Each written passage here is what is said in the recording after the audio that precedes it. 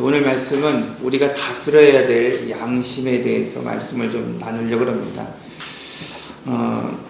이 세상에서 우리가 이 세상에 보는 그 가치의 크기를 보면은 영혼의 가치에 비해서 육체의 가치를 비중을 크게 두며 살아가는 것을 오늘 우리는 보게 됩니다. 그 이유는 오늘 우리가 하고 있는 대부분의 활동들이 영혼을 살리는 그러한 일이기보다는 육체를 위한 일이기 때문인 것을 알 수 있습니다. 아마도 그 이유는 영혼은 눈에 보이지 않고 육체는 쉽게 오늘 우리 눈에 보이기 때문일 것입니다. 그래서 사람을 만날 때 첫인상을 참 중요시 여기고 처음 대면했을 때의 그러한 모습들을 통해서 그 사람을 평가할 때가 있는 것 같습니다. 제가 며칠 전 오늘 우리 집사님들과 함께 16단지에 있는 노인정을 방문하게 됐습니다.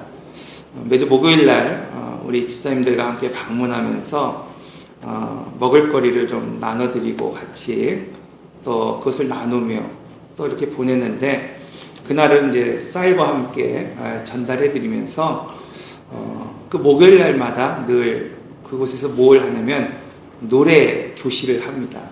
그래서 우리 집사님들이 한 번도 이 가요를 잘 부르지 않으시는데, 그곳에 가면은 그분들이 이렇게 흥겹게 노래하시는 모습을 보면서 같이 이렇게 노래를 이렇게 해드려요. 저도 그 옛날 노래이기 때문에 알지 못하지만 어쨌든 그 가사를 보면서 계속 이렇게 노래를 따라했습니다. 노래를 마치고 난 후에 어떤 한 할머님이 저한테 그렇게 얘기하시더라고요. 참 잘 놀게 생겼다는 거예요.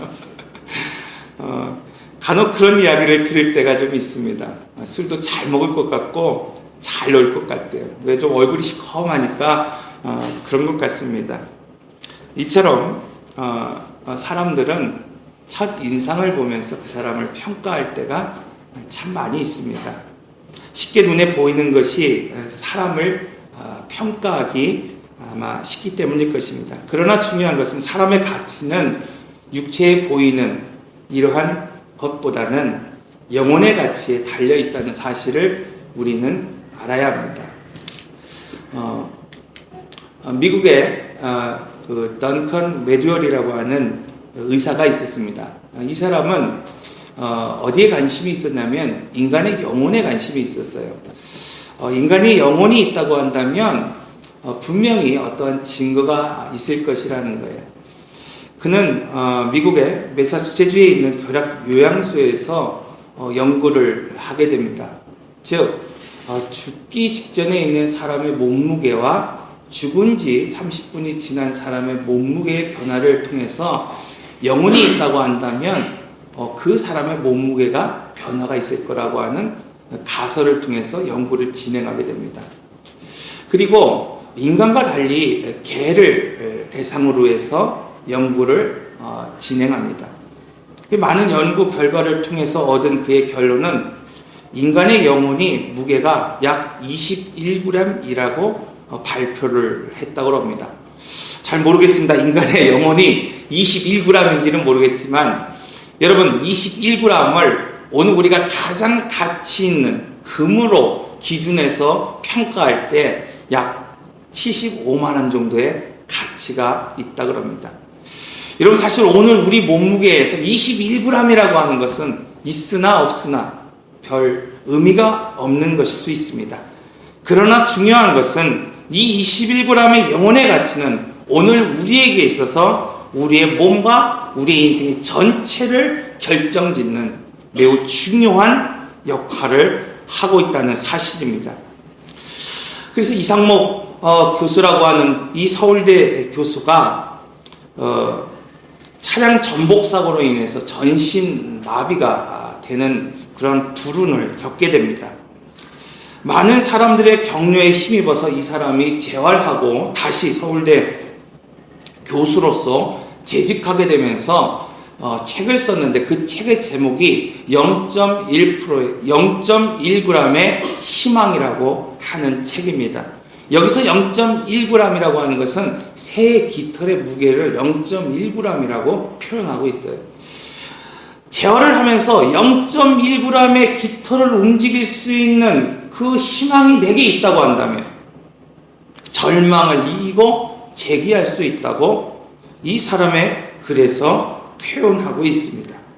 이상목 교수는 육체를 재건하는 힘, 육체를 움직이는 힘, 그것은 영혼에서 비롯된다고 말하고 있습니다. 사랑하는 성도 여러분, 오늘 우리가 하나님 앞에서 우리 인생의 가치가 무엇으로 표현될 수 있을까요?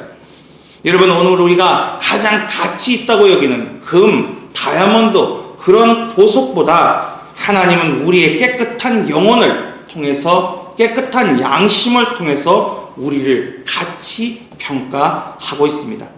그러나 사람들은 양심에 눈에 보이는 것이 아니기 때문에 사람들은 그 양심을 속이며 살아갈 때가 참으로 많이 있습니다.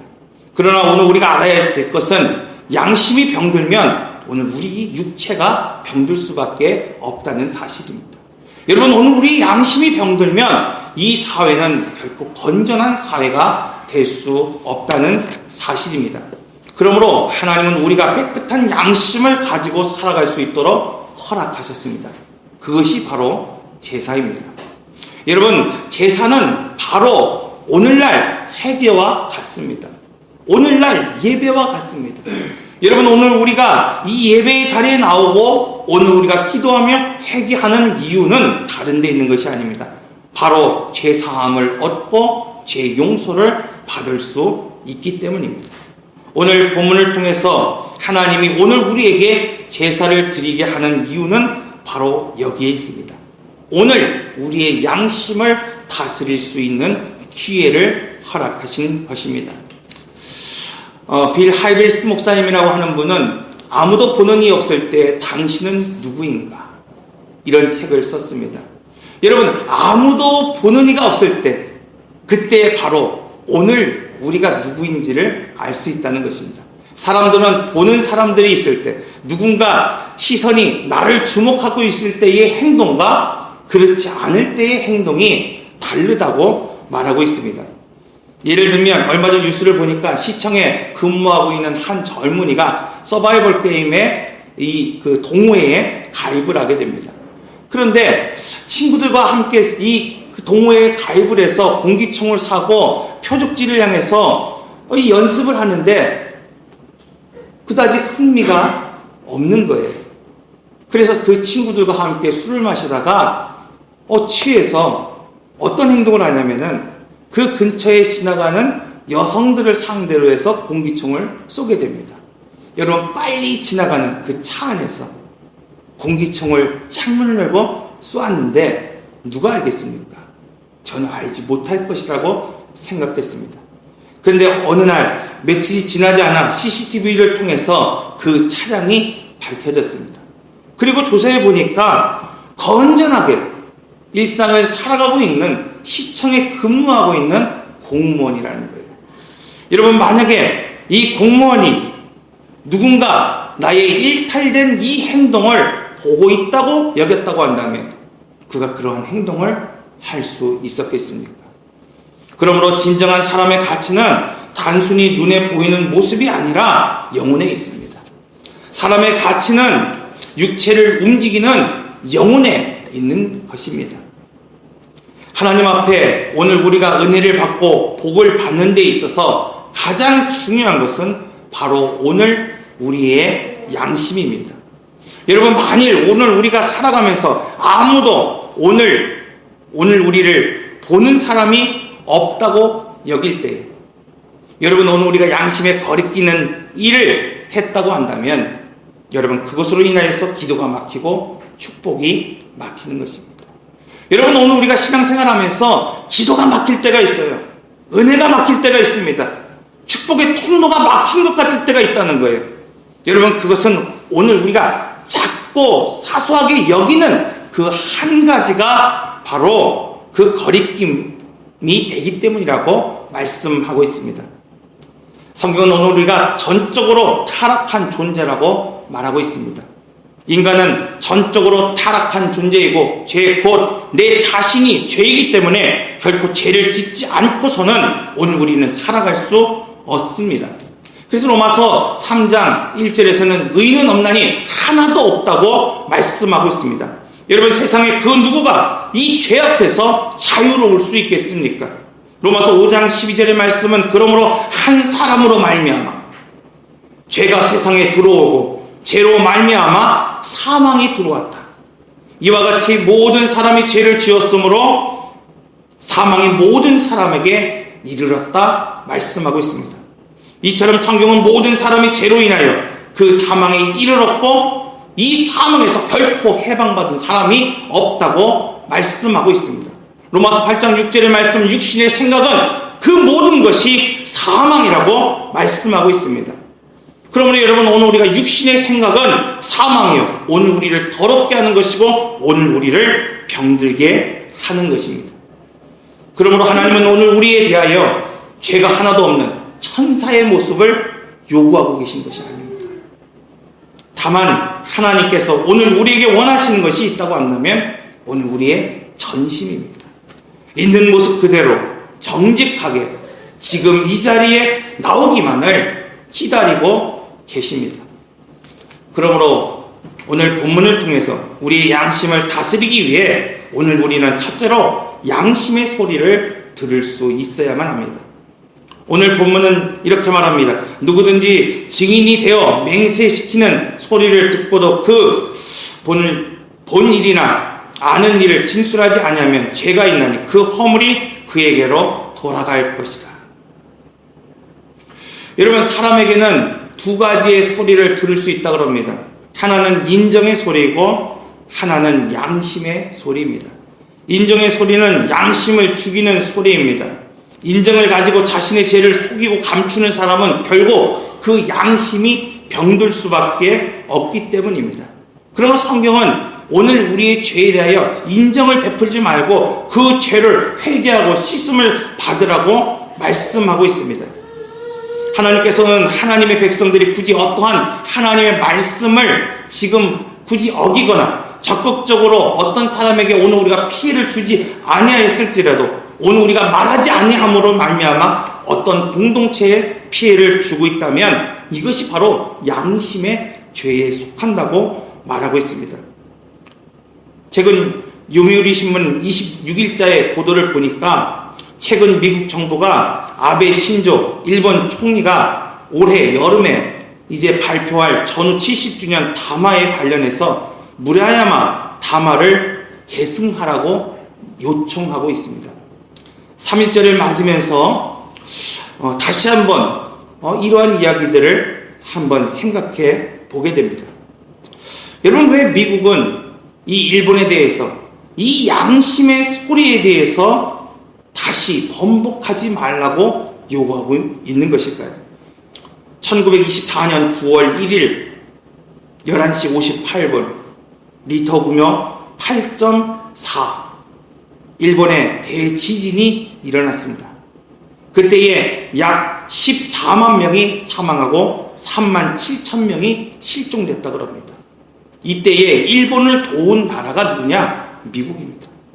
모든 군함을 동원해서 일본을 돕고 일본을 이웃으로 여겼던 나라가 바로 미국이었습니다.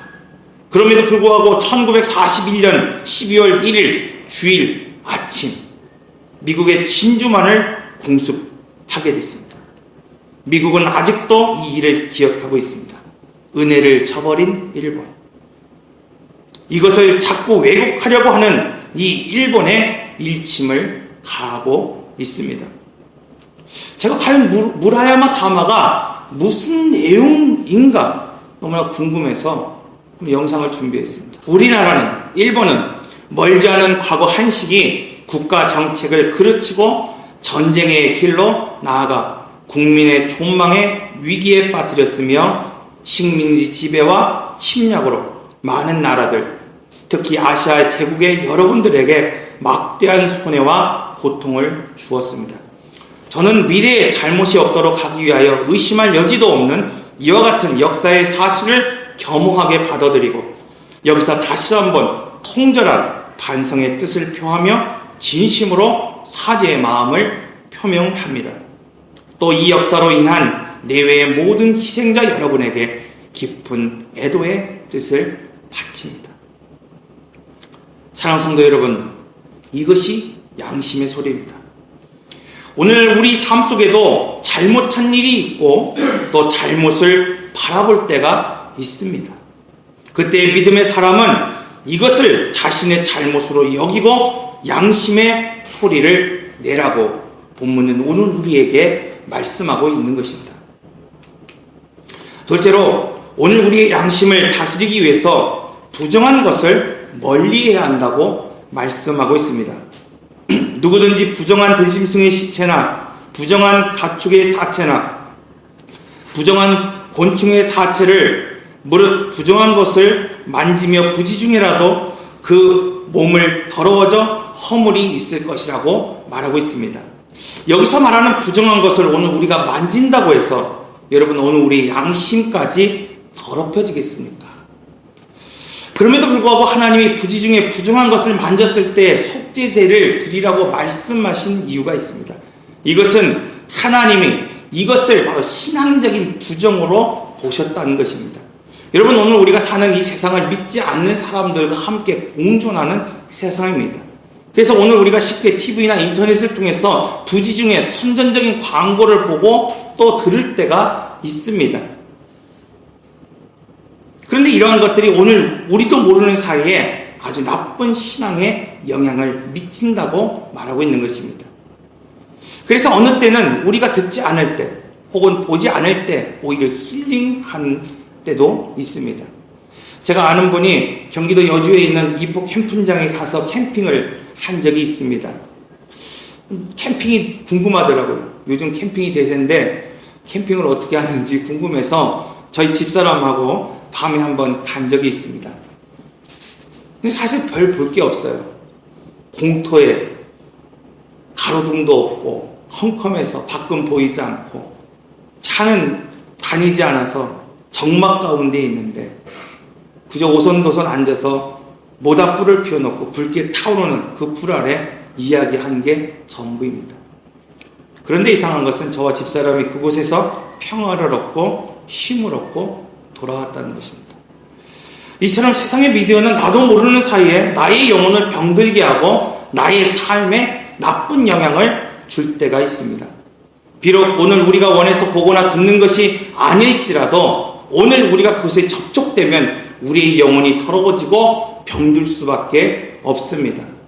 앞에서 말씀드렸듯이 오늘 우리는 영혼의 비중을 두는 것이 아니라 육체의 비중을 두기 때문에 아무리 하나님이 오늘 우리의 영혼이 병들고 오늘 우리의 영혼이 죽게 된다고 말해도 그 말을 듣는 사람들이 많지 않습니다. 그런데 여러분 육체에 병이 들게 하고 또 육체를 죽게 만든다고 누군가 말을 한다면 여러분 오늘 우리는 적은 바이러스 하나라도 몸에 들어오지 못하도록 방역하고 소독하는 것을 볼 수 있습니다. 이처럼 하나님은 부지중이라도 부정한 것으로 접촉하면 그것을 신앙의 관점으로 영혼의 관점으로 보라는 겁니다. 그리고 반드시 그 더러움을 씻어내야 한다고 말씀하고 있습니다.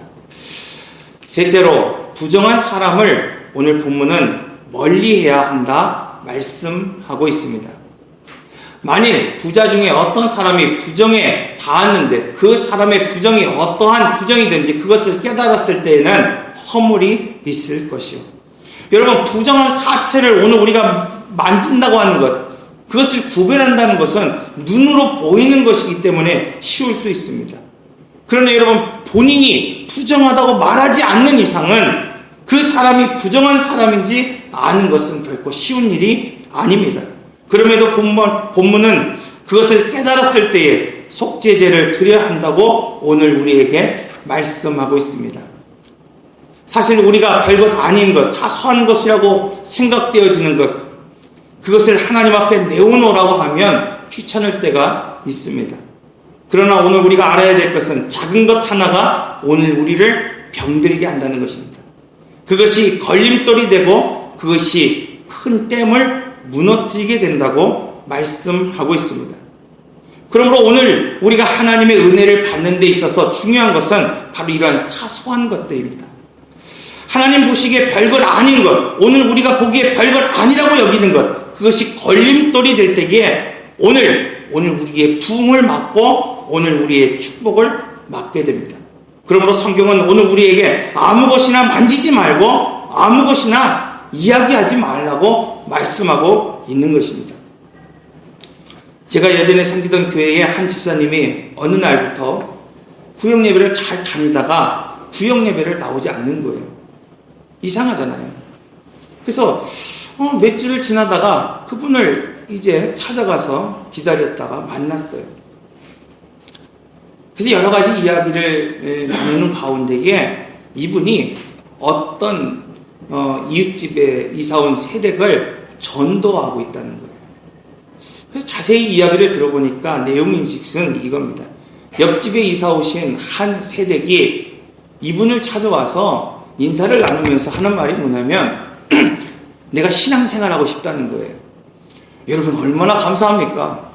한평생 전도하지도 못했던 사람이 어느 날 그냥 와서 나를 좀 전도해달라 그러는데 얼마나 힘이 솟고 용기가 납니까? 그래서 이분을 말씀을 좀 가르쳐달라고 그러니까 말씀을 좀 가르쳐주는 거예요. 그런데 뜬금없는 질문을 하는 거예요. 자꾸 자기가 알지 못하는 질문을 하는 거예요. 그러는 가운데 이 세대가 하는 말이 뭐냐면 자기가 이 옆에 교회를 나가고 싶다는 거예요.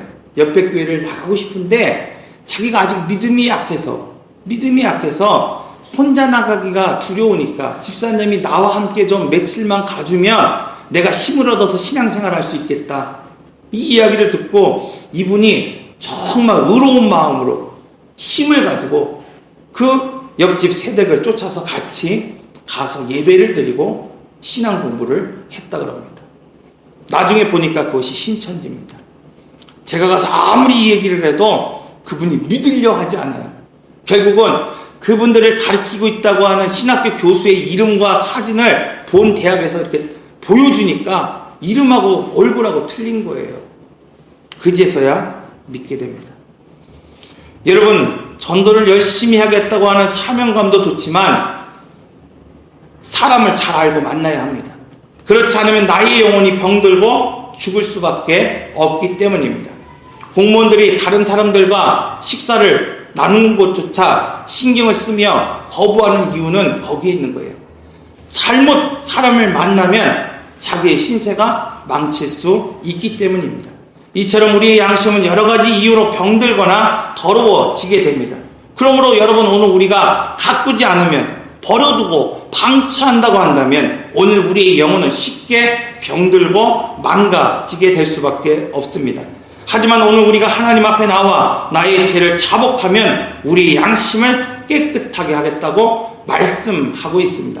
마태복음 26장 27절에서 28절의 말씀을 보면 또 잔을 가지사 감사 기도하시고 그들에게 주시며 이르시되 너희가 다 이것을 마시라. 이것은 죄사함을 얻게 하려고 많은 사람들을 위하여 흘리는 바 나의 피 곧 언약의 피니라. 골로새서 2장 1장 14절의 말씀은 그 아들 안에서 우리가 속량 곧 죄사함을 받았다 말씀하고 있습니다. 성경은 오늘 우리에게 이처럼 더럽혀진 우리의 죄를 씻게 할 수 있는 것이 오직 예수 그리스도의 보혈의 피 그 앞에서 회개하는 것이라고 말씀하고 있습니다. 사랑하는 성도 여러분, 결국 사람의 가치는 겉모습이나 사회적 직분에 있는 것이 아닙니다. 오늘 영혼의 건강, 오늘 깨끗한 양심에 있다고 말씀하고 있습니다. 깨끗한 양심은 하나님 보시기에 보석과 같은 것입니다. 그러므로 우리는 양심을 깨끗게 하는 일에 결코 게을러서는 안 될 것입니다. 말씀을 정리합니다. 영혼의 가치는 인간에 있어서 우리의 몸과 우리의 인생의 전체를 결정짓는 가장 중요한 것입니다. 그래서 죄인인 오늘 우리에게, 죄 가운데 벗어날 수 없는 오늘 우리에게 우리의 양심을 깨끗게 하기 위하여 하나님은 오늘 우리에게 제사를 허락하여 주셨습니다. 하나님은 이것을 통하여 오늘 우리의 전심을 받기를 원하고 계십니다. 그러므로 오늘 우리가 양심을 다스리기 위해서는 양심의 소리를 들을 수 있어야 합니다. 둘째로 부정한 것을 멀리할 수 있어야 합니다.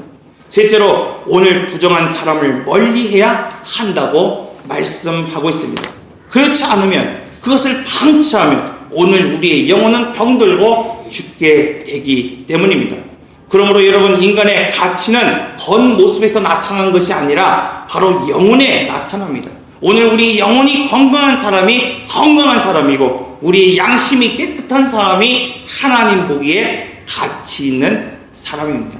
사순절을 맞이하면서 오늘 우리의 양심이 깨끗해질 수 있도록, 더럽혀진 오늘 우리의 삶이 다시 한번 회복할 수 있는 귀한 시간이 될 수 있도록 오늘 우리가 다스리고 관리하는 오늘 귀한 시간이 될 수 있기를 바랍니다.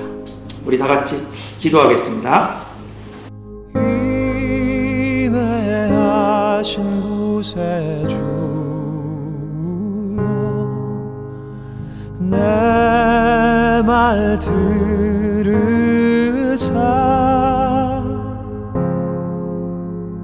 죄인 오라 하실 때에 날 부르소서.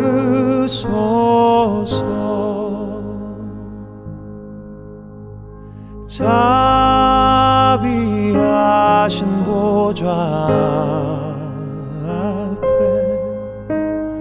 꿇어 엎드려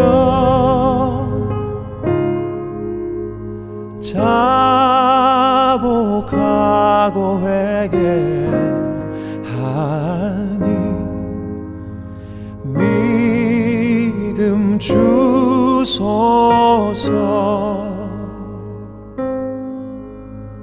주여 주여, 내 말 들으사